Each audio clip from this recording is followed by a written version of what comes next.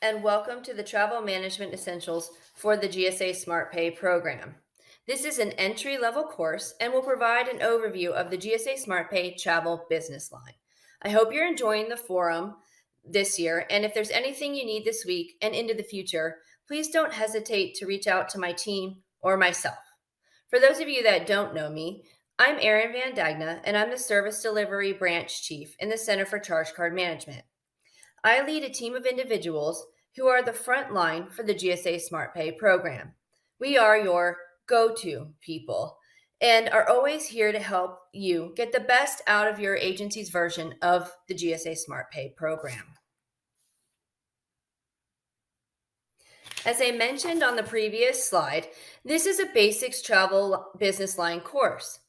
We won't really be getting into the specifics of individual programs during this session, but I will be available after the recording to answer any questions via the chat feature that you might have.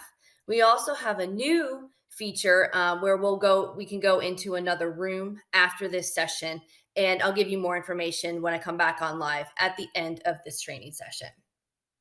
So as I said, I will be available for chat after this in this particular session. So let's go ahead and get started. This course will cover a quick intro, important travel account legislation and policies, the various types of GSA SmartPay travel cards, roles and responsibilities for travel stakeholders, and some best practices.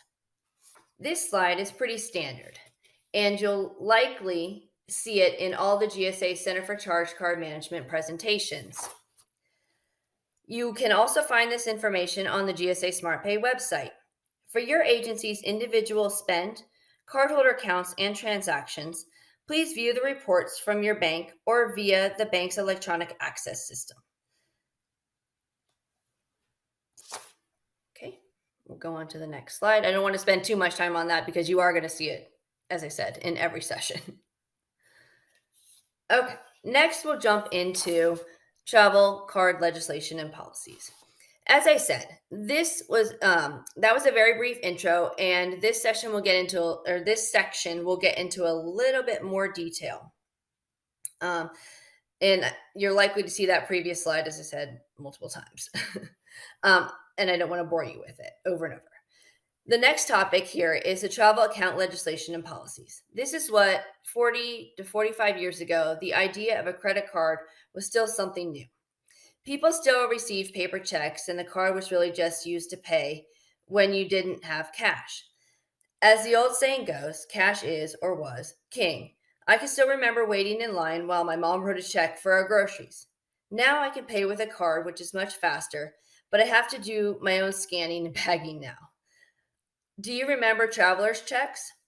I remember my parents getting those when we traveled in the 80s and 90s because they were afraid their credit cards wouldn't work overseas or elsewhere.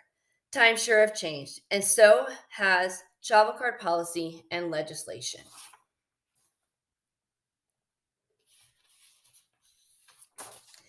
Not sure if I would have led with local travel first, but I can't complain because I didn't have to put this presentation together. I'm just the messenger. So instead of starting with some of the foundational legislation and policy, we'll just jump right into local travel. The idea of separating local travel from TDY travel has been around for several years. I can recall reviewing the FTR when it was being rewritten to specifically exclude local travel, and then drafting Smart Bulletin number 14, which covers this topic. DoD was one of the first agencies to allow the travel accounts to be used for local travel, and they updated the JTR first. The FTR followed around in 2010, and agencies have been updating their policies to allow for local travel ever since.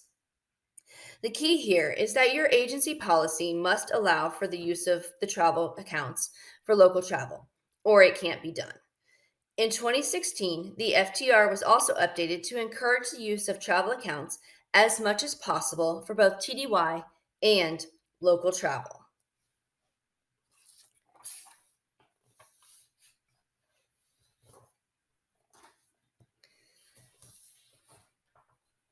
I've had the privilege of working on two huge rewrites to OMB Circular A123 Appendix B.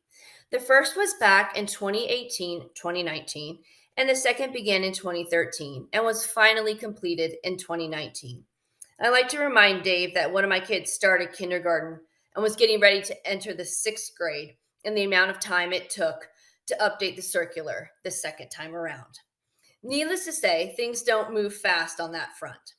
However, the 2019 revision to the circular was pretty significant because it incorporated a lot of Public Law 112, 194, which is also known as the Charge Card Abuse Prevention Act.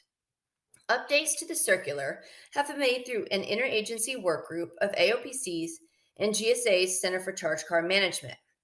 Some key updates for the travel card program that were included in the circular update are a breakout of travel card specific internal controls and additional internal control suggestions through things like data mining, data analysis, and business case analysis. In addition, the chapter on training was also updated to provide more specific training information for cardholders, program managers, and approvers. Before, the training requirements were kind of lumped together and they were confusing. The update gave us an opportunity to treat each business line and its stakeholders separately so that training requirements are clearly outlined and applicable. I want to draw your attention to Chapter 3 of the OMB Circular A123 Appendix B. This is the Charge Card Management Plan.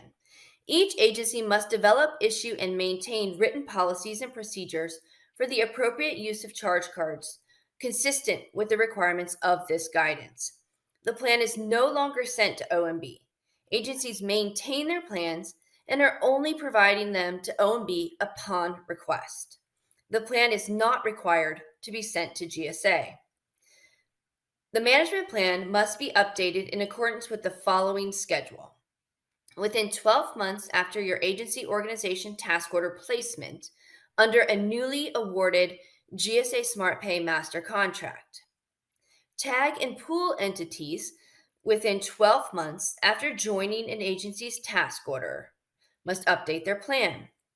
Within 12 months after a new statute, executive order addressing charge card management becomes effective, then your agency must update its management plan.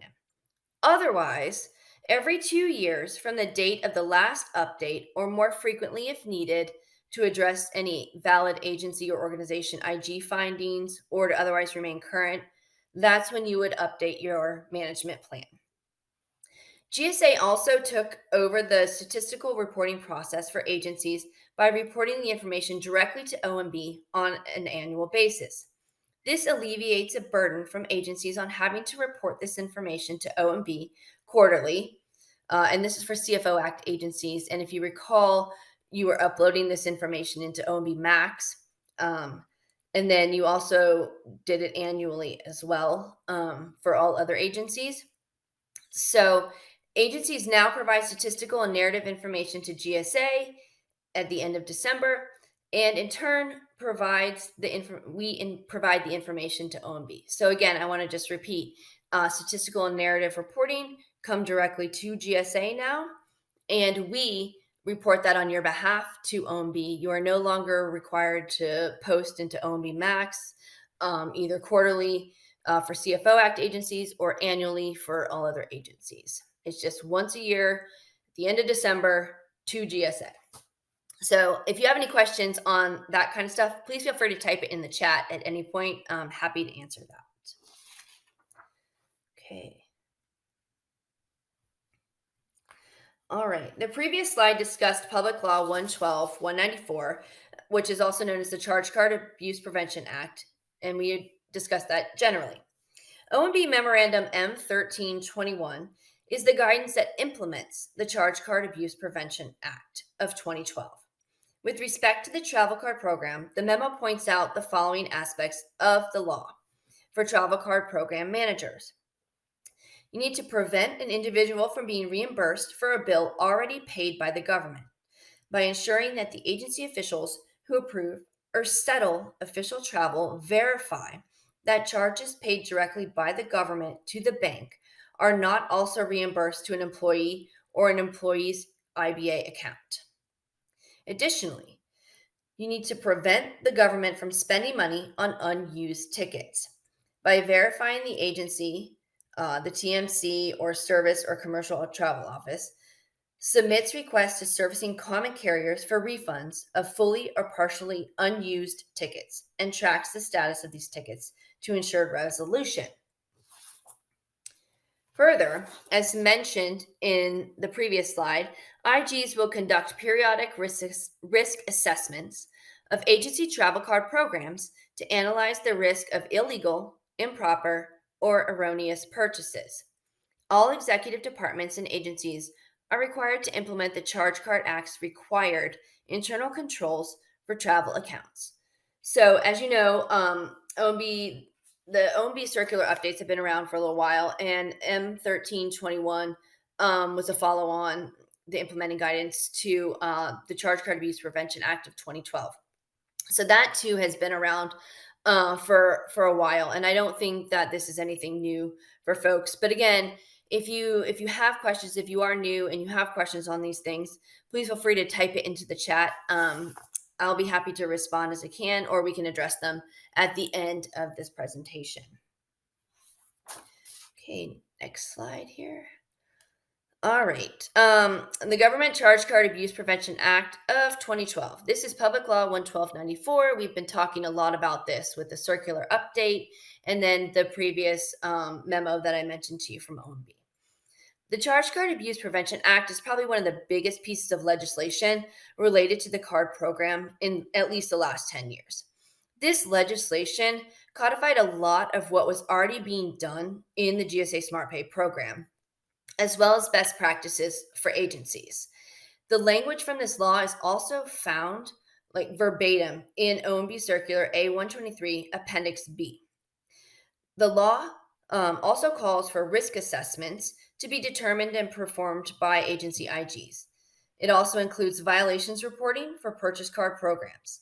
The violations reporting is not required for travel or fleet card programs at this time. Something that I should have mentioned earlier is that if you haven't reviewed or familiarized yourself with OMB Circular A123 Appendix B, I would highly recommend doing so. The circular is an extremely valuable resource for AOPCs, almost so that if this wasn't actually a course, say for like college credit, I would make the OMB Circular mandatory reading. It really is that beneficial and that helpful for AOPCs, just even in your everyday requirements or duties of your job. So please familiarize yourself, if you haven't already done so, with OMB Circular A123 Appendix B. Okay. All right, just a few more here that I wanted to cover. The Travel and Transportation Reform Act has been around for a long time. Public Law 105-264. I know it's been in place since GSA SmartPay 1. I came on board about GSA about 2 years after this became a law. So I remember doing a lot of training after I started there on this particular law. The law mandates use of government charge cards when paying for travel or travel-related expenses. There are exceptions to the law, which can be found in the federal travel regulations. Many agencies have policies in place that require use of the travel card when individuals travel 3 or more times a year, while other agencies mandate employees traveling once or more a year need to have a travel card. Use of the travel card does help agencies to earn refunds, so its use should be encouraged for anyone traveling in accordance with your agency's travel policies. The Travel and Transportation Reform Act really helps to make the travel card program successful. It also helps you monitor your agencies and your cardholders so that you can increase refunds, and helps you to monitor employees' travel for fraud, waste, and abuse.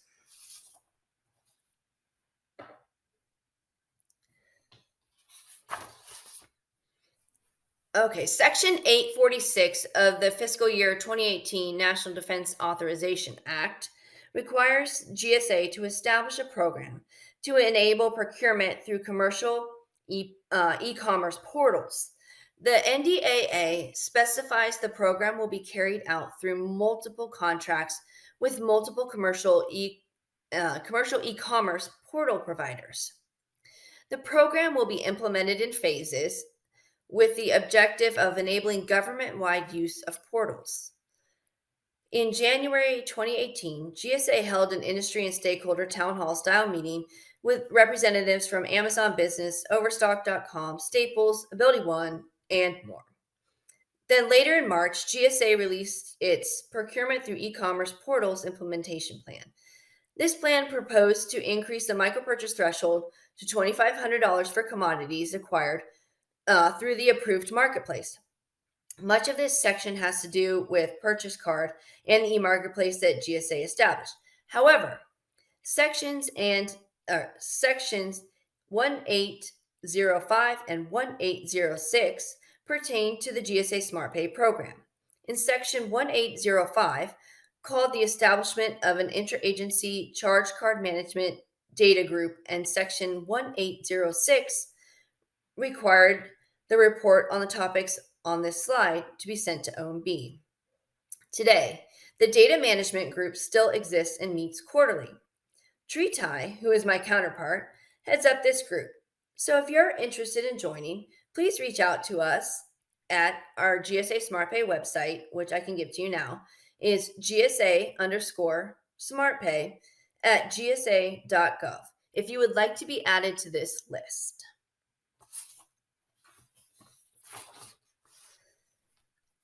I have here also as a note section 1805 for the interagency charge card data management group. I won't read you the entire section, I'll spare you that.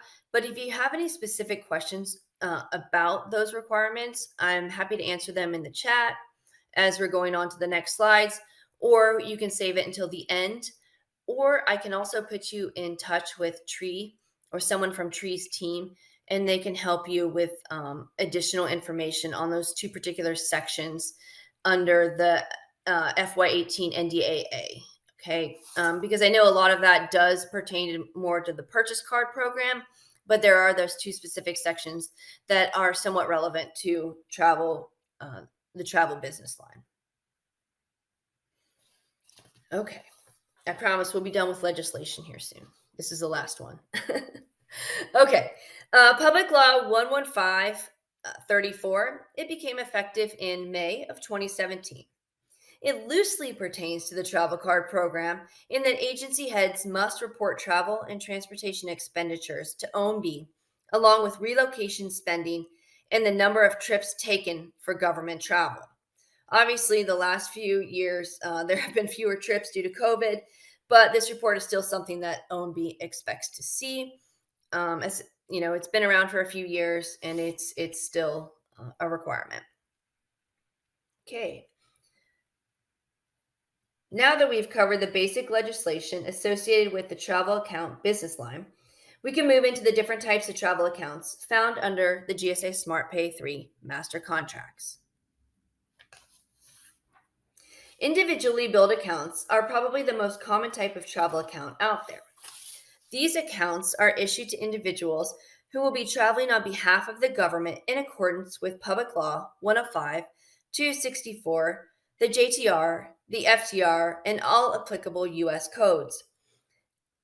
These accounts and CBA accounts are not issued to foreign nationals or non-U.S. citizens. The account is issued at the request of the AOPC for an individual who bears individual liability for the account. The statement is mailed or available online in the bank electronic access systems. Cardholders must pay their balance in full, as these are non-revolving accounts. IBAs are billed directly to the traveler and who's issued the travel card.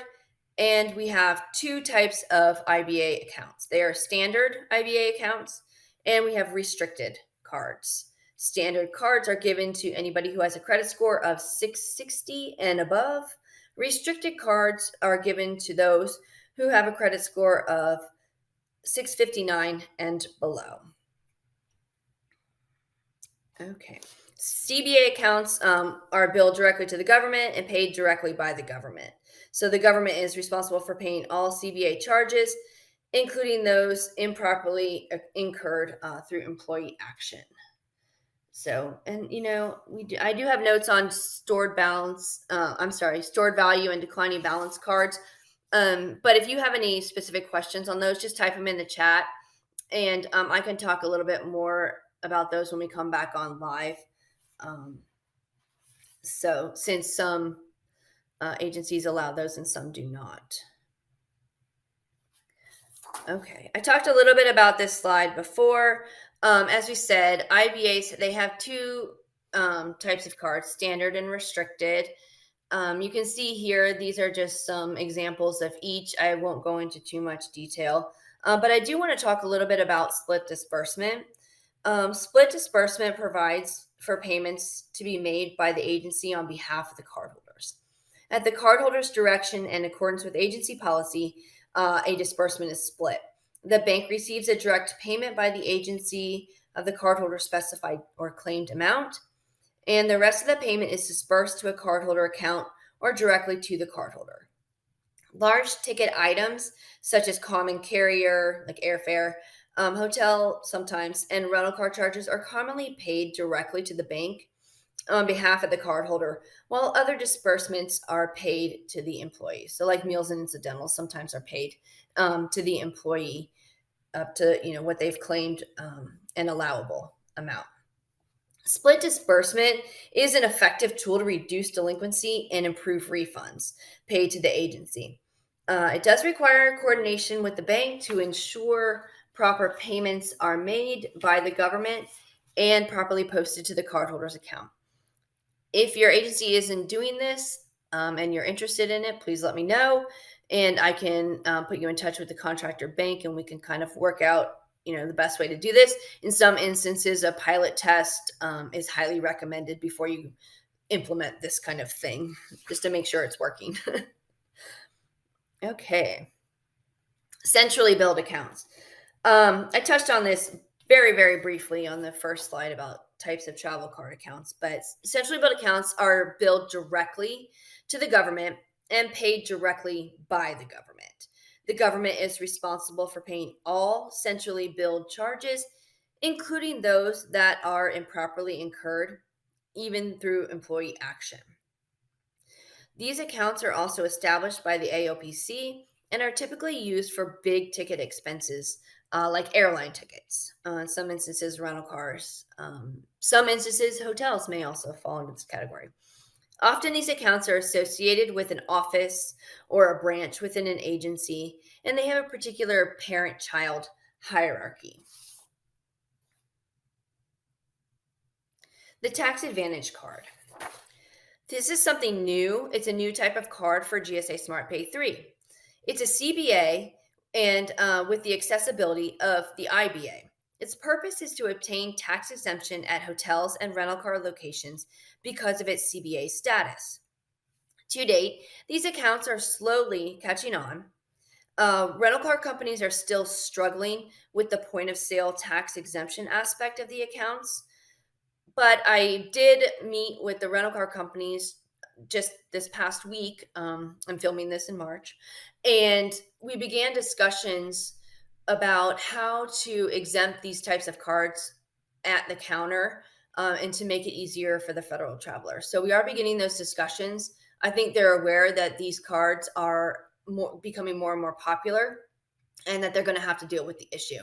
So we're exploring options on how best to help the rental car companies to recognize these accounts and be able to give the tax exemption because they are functioning as a CBA account. I've also reached out to Treasury to see if we can get every agency's tax ID number and perhaps provide that to the rental car companies in an attempt to, because they often need that number when they're processing the transactions. So when they get audited, or if they get audited by the state, they have that information to provide.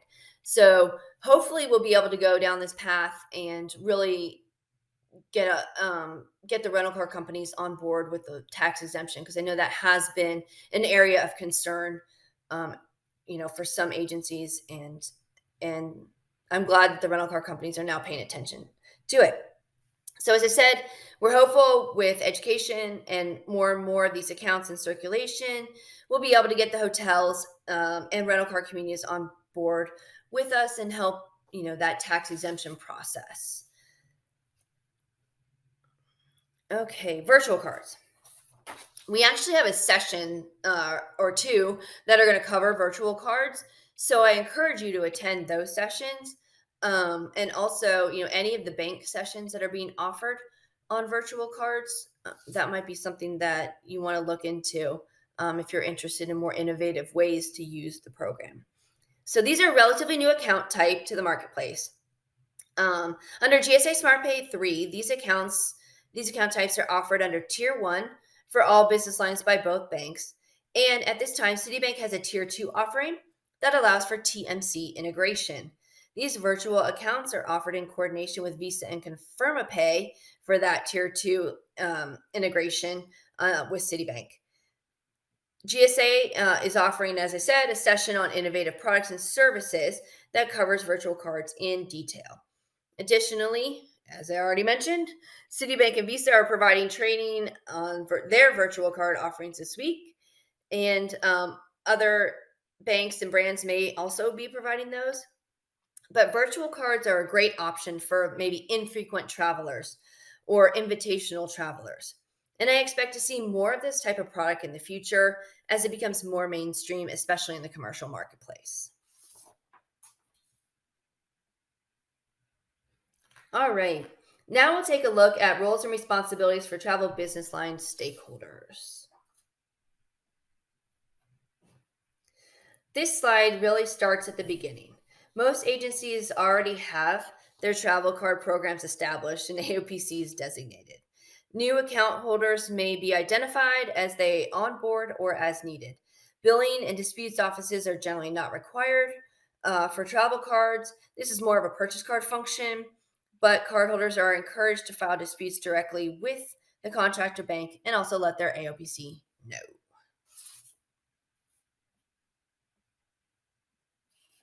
The AOPC. Maybe that's you. AOPCs are the front line for the account holders.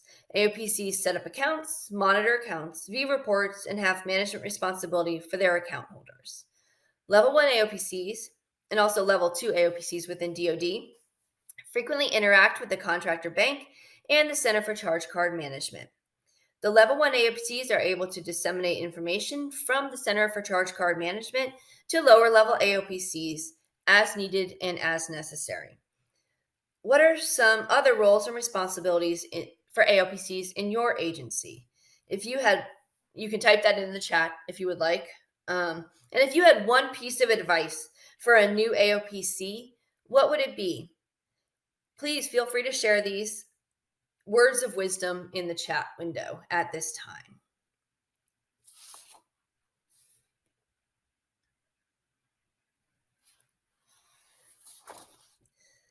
Often when we hear the words approving official, people immediately think of the purchase business line. But I wanted to bring this up because approving officials may not always have this designation or be aware of it. I'll give you an example. In my office, my travel voucher is reviewed by David Shea and another individual within our portfolio. I think we can all agree that Dave would never give himself the title approving official versus program manager. However, he is an approving official, so please feel free to address him by that title from now on. The point I'm trying to make is that in the travel world, approving officials aren't always called by this title. However, it is a very important role and could be a role where any fraud, waste, or abuse is initially detected. So, if you're an approving official, please be sure to be diligent about reviewing transactions and vouchers for account holders. And this slide provides some additional information to share with approving officials.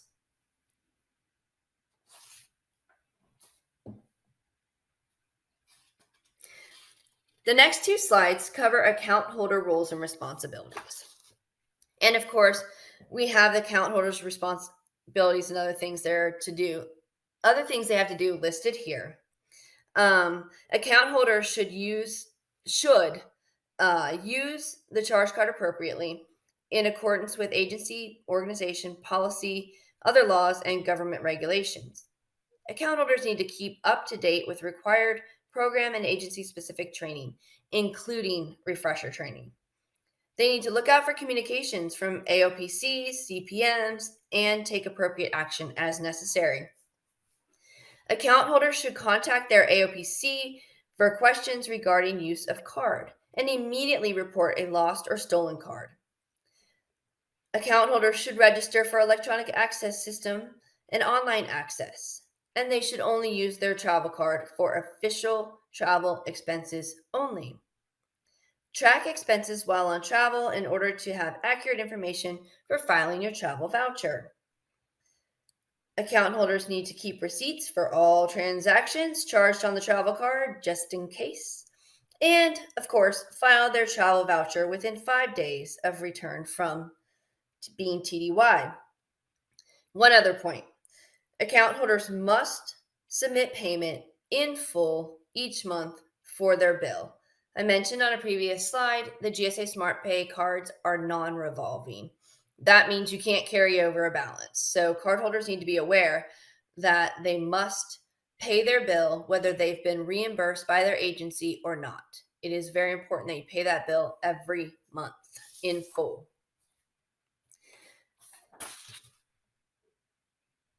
Account holders should not use the travel card for personal use. Obtain ATM travel advances which exceed the expected out-of-pocket expenditures for a trip. And some agencies have even blocked cash advances as well. They should not allow a monthly bill to become overdue. This can result in suspension or cancellation of the travel card. They shouldn't wait for receipt of the monthly bill to file travel claims. They should not pay for another individual's travel expenses. They should not write their PIN on the card or carry it in their wallet. I hope that last one is kind of a no-brainer, but we always have to say things, right? All right.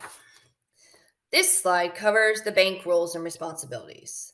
The GSA SmartPay 3 contractor banks are at the center of all program operations and have significant responsibilities.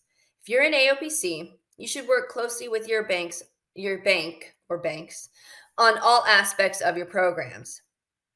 Listed are roles and responsibilities of the GSA SmartPay 3 contractor banks, and they need to provide charge card products and services to agencies through the master contract and partner with Visa, MasterCard, and I won't go into fleet cards because those are closed loop, but those are Wax and Voyager, and then also Visa, MasterCard in some instances. So they partner with those. They also provide training and training support. So please, if you feel like your cardholders need training, reach out to your contractor bank and ask for it. They issue required reports, provide data analysis, and additional reporting to support you and your program. They provide assistance with audits and investigations. They also provide sales refunds. We don't have productivity refunds anymore, so just one refund. They offer commercial billing and automated payment systems. They provide controls for preventing card misuse. They also allow the cardholder to view current statements, payment history, and account information, and to make payments electronically. Just a quick observation and question for the audience on this topic. Do agencies encourage lower level AOPCs to work with the contractor banks directly? Or do you prefer to have issues escalated up the hierarchy chain to be addressed with the banks by like a level 1 AOPC? I'm just curious how agencies handle this. So if you would, or you're interested in typing into the chat what you do at your agency, it would be greatly appreciated. We can also talk about that when we come back on live too, if you have other questions. Okay, best practices in travel management. The last section of this presentation discusses best practices in the travel management business line. With regard to best practices for managing a travel card, it's important to remind cardholders to pay their bills on time. Cards can and will be shut off if they are not paid on time. In some cases, cards can and will be canceled. I wanted to make a quick statement here about account re-aging. This is something that we're hearing and seeing more and more of lately. Account re-aging is not something that should be happening frequently, and especially not to the same accounts. Individuals need to file their vouchers and pay their travel card statements timely so their accounts do not become delinquent. Re-aging should not be used to prevent an account from suspending or canceling. Payments should be made to prevent the account from suspending or canceling. In most cases, re-aging is against bank practices and really should be used for extreme circumstances, such as a prolonged government shutdown or an emergency situation. What are some best practices you use in your agency to communicate with cardholders? Please feel free to share and type in the chat. We can also discuss this as we come back live at the end of this presentation.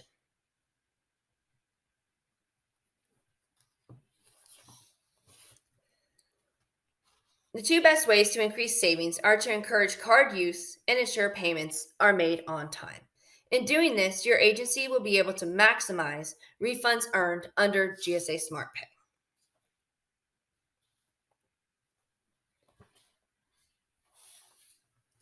There is an entire training session devoted to the wonderful world of taxes and tax exemption, so I'll spare you all of the details around this fascinating topic. If you've been around the travel business line long enough, you know taxes are extremely complicated and states are constantly finding loopholes to avoid tax exemption. The bottom line is all centrally billed accounts should be exempt from taxes.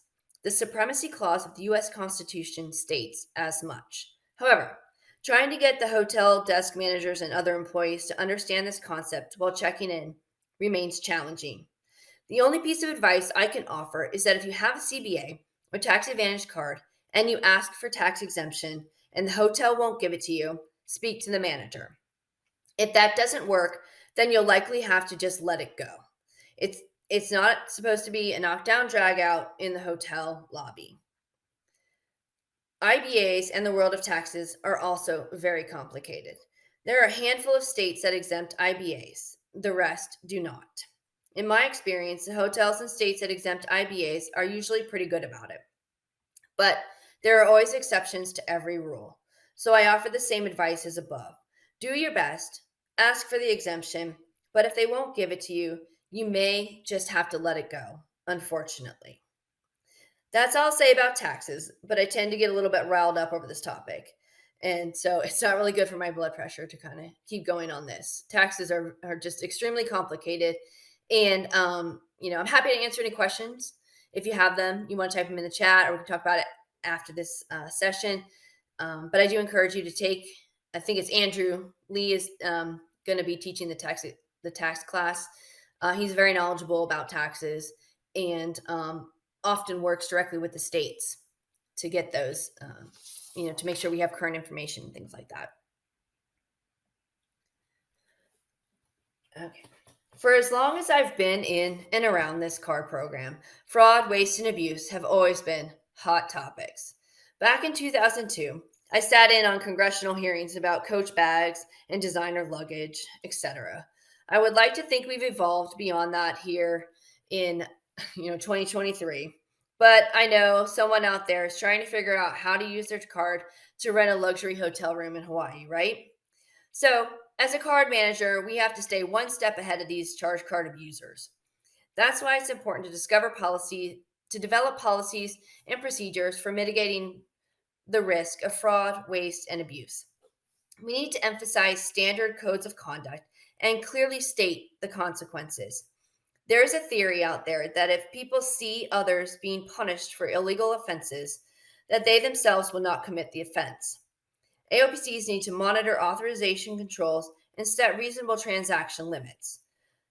So I don't travel often anymore in my role here at GSA. There is no reason for me to have a $25,000 limit on my card when I travel maybe once or twice a year.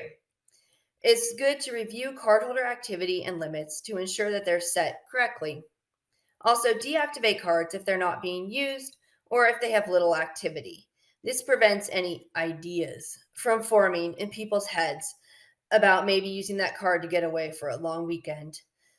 Make sure your cardholders are trained in why and how to pay the bill, how to use the card properly.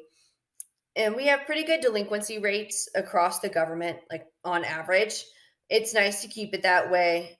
I really don't want to have to write any more testimony for Dave or others at GSA on why delinquency rates are up again.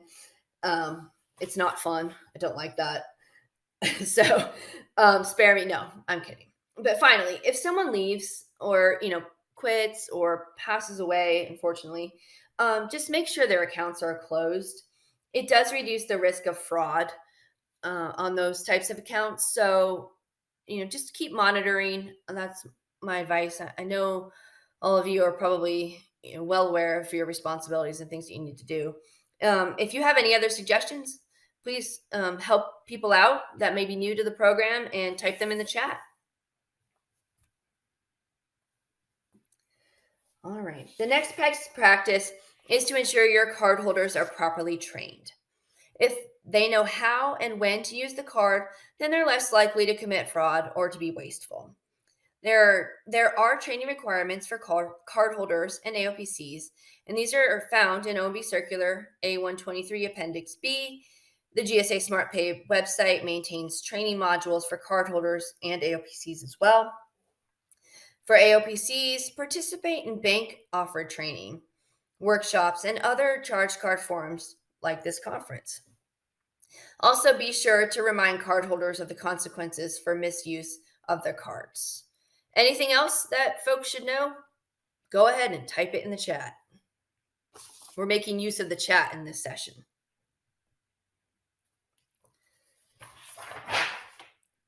We have exciting news. The GSA SmartPay website and training sites are getting updated. There is another training session on this topic, so I won't go into too much detail. I don't want to steal their thunder, except to say that this free training is available anytime, anywhere, for AOPCs, approving officials, account holders. It's a great, first-time training as well as a refresher training. So look for the updated sites in the fall of 2023. And I say that assuming everything goes to plan. So please cross your fingers on this. And hopefully GSA SmartPay will have a new fun look for the whole website as well as the online training site.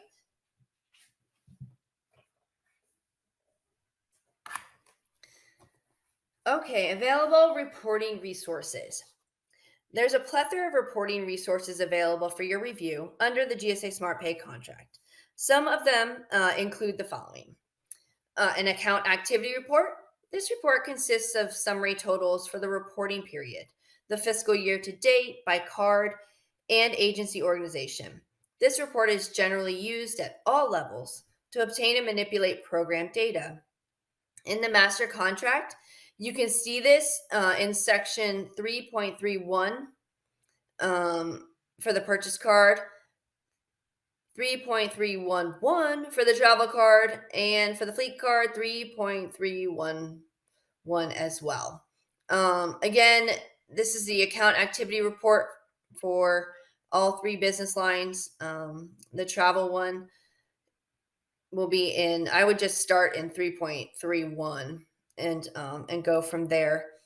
The declined authorizations report is going to identify account holders who have attempted to use their account to buy an item for which they are not necessarily authorized, or if it exceeds their single purchase limit, or if it exceeds their monthly purchase limit, or if they're trying to purchase from a merchant that falls under a blocked merchant category code. The pre-suspension and pre-cancellation report, this is a super important report. It lists accounts eligible for suspension or cancellation as defined in C.1.18.2, account suspension and cancellation. That's in the master contract. It identifies the account name, account number, status, balance past due, number of days past due, interest penalty, if that's a thing for you. And, for CBA accounts, interest isn't always a thing for some agencies. This report is generally used by the AOPC to flag cardholders and accounts for action. delinquency control. So also note that the travel card program requires this information segregated by individually and centrally billed accounts. Another important report, the transaction dispute report. This report lists all outstanding and resolved transaction disputes and includes all information necessary to identify, track, balance, and obtain status on the dispute from the original charge through resolution. This report must include all attributes of the original charge. It also is generally used by the transaction dispute office, if you have somebody in an office by that title, to manage disputes. The travel card program specifically requires this information to be segregated by IBA and CBA. So that's just something to be aware of.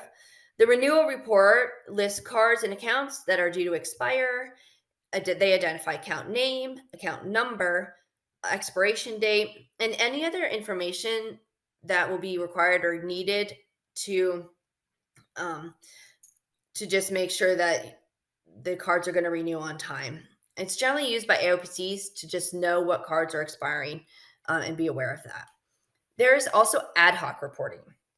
This provides the ability for the AOPC community at a minimum to access all data elements of the approving official, cardholder, and transaction records to create a report in HTML, Excel, text formats, and other things as identified by the AOPC.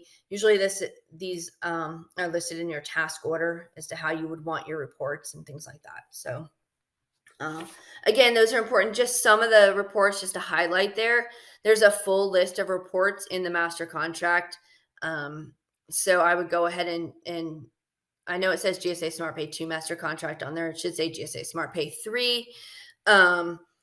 And go ahead and take a look at that as necessary. Okay, next slide here. Account deactivation. I touched on this a little bit earlier. This is another way to manage a card program. AOPCs have the ability to activate and deactivate cards electronically or by contacting the bank. If a card is deactivated, authorizations are declined at the point of sale. A merchant can always force an authorization, but at that point, the risk falls back onto the merchant to accept liability for the charge, and most won't do it. Before you deactivate, it's nice to let the cardholder know what's happening and what to do if they need to be reactivated. Also, make sure the cardholder does not have any automatic billings associated with the card prior to the deactivation. It's not really an issue with travel cards, but you kind of never know. Finally, as I said before, close accounts of those who have left or passed away or quit, moved to another office if they can't take their card with them. Any other thoughts on this? Any other things that you do or that are related to account deactivation? Please feel free to just share those in the chat here. Okay, the next few slides are going to offer a variety of ways to contact the banks and the Center for Charge Card Management Service Delivery team. Here's the contact information for my team in the GSA Center for Charge Card Management. Please note the GSA phone line is no longer operational. The email account is monitored daily, except on weekends and federal holidays, and is operational during normal business hours. So that helpline, 703-605-2808, no longer is operational.